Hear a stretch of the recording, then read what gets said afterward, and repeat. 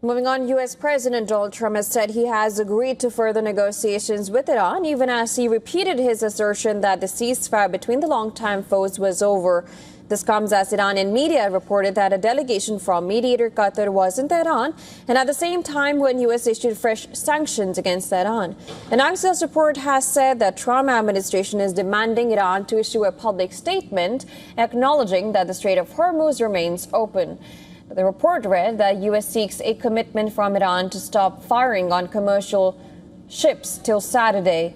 A separate Axios report claimed that another round of negotiations between U.S. and Iran is expected next week, possibly in Switzerland. Meanwhile, the U.S. Treasury Department has imposed new sanctions targeting Dubai-based Iranian banker Ali Ansari for his role in financially supporting Iran's new supreme leader, Mojtaba Khamenei. The Treasury also targeted key Iranian exchange houses that it claims move billions of dollars annually on behalf of sanctioned Iranian banks. Iran's Foreign Minister Abbas Araghchi was quick to rebuke the new round of U.S. sanctions.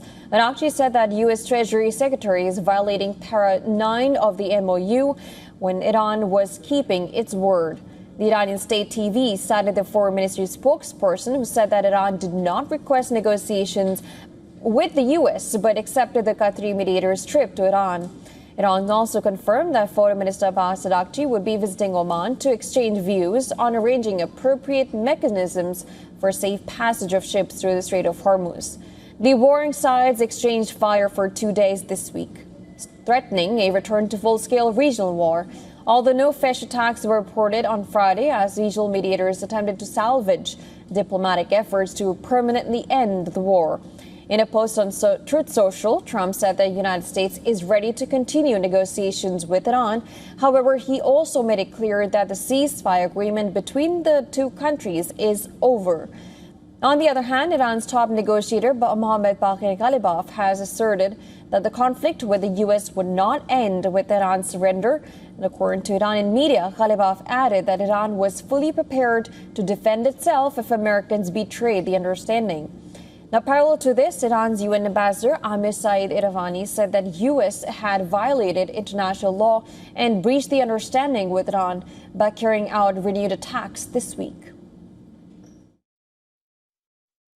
The United States has once again violated its obligation by launching and continuing large-scale military attacks against Iran's sovereignty and territorial integrity, including attacks on installations in the southern cities of Iran and several Iranian islands in the Persian Gulf on 7th and 8th of July.